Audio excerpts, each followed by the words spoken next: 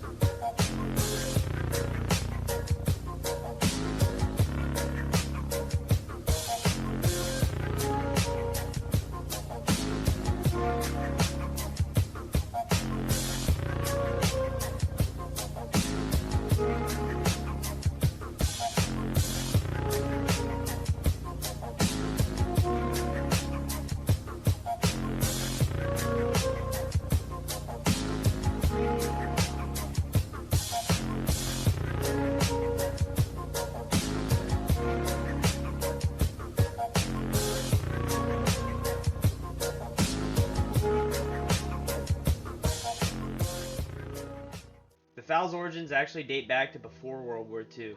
Due to limitations of the Treaty of Versailles, Fabrique Nationale became one of the world's foremost firearms manufacturers and developers.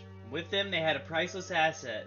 The gun god himself, John Moses Browning, had a protege in their lead designer, dieudonne salve.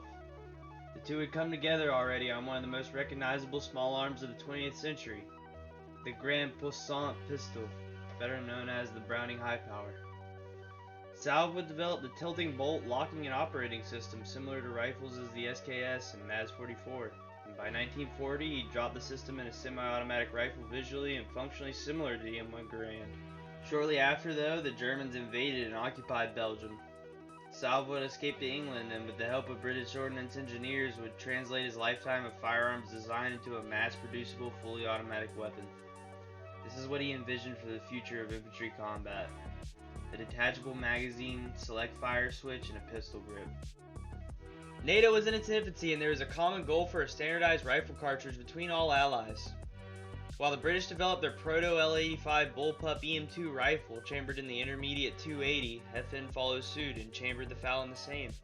At Fort Benning in 1950, the FAL and 280 British cartridges were put through their paces and heavily criticized by US Army testers. In their words, there have been no changes in combat tactics which would justify a reduction of rifle caliber and power. Completely ignoring the German success using Sturm troops armed with STG-44s firing the intermediate 7.92 by 33 Kurs, the general sentiment around Army brass was stopping power and every rifleman a bowling ball caster. Thus, with a ton of pressure on the young treaty organization, the shortened 30-06 development T65 cartridge would be adopted as the standard 7.62 by 51 NATO.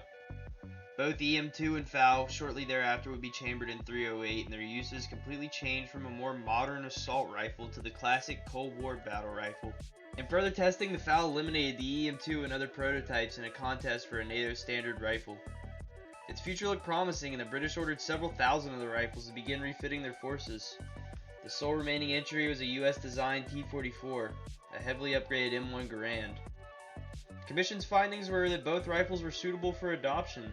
With the race that close and the mind of the powers that be, it would be easier to retool machine factories for the Garand, and also operating procedures, manual of arms, everything was much more similar between the two rifles. All the stink we made about using our ammo, we didn't really give much of a shit about using a standardized rifle that all of our allies would be adopting.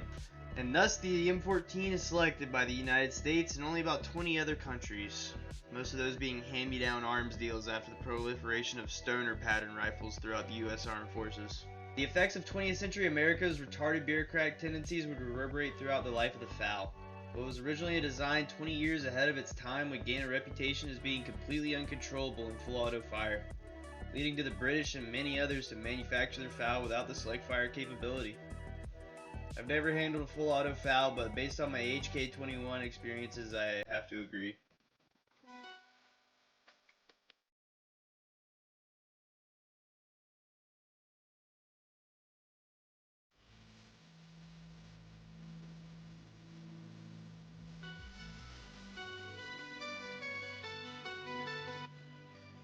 rifle would first draw blood in a continent it would become all too familiar with. In 1952, the British fought a counterinsurgency in Kenya known as the Mau Mau Rebellion. First facing off against Fallout 4-tier pipe weapons, here's some examples of small arms used by both sides. By all accounts, the rifle had performed well and did what it was supposed to.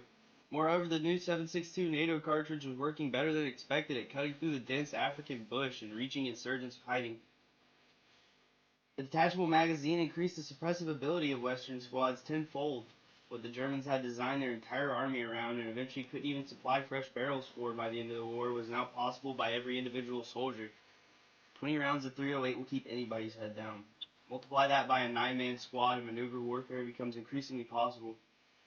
These early successes were noted by NATO allies and satellite states, specifically British colonies in Africa.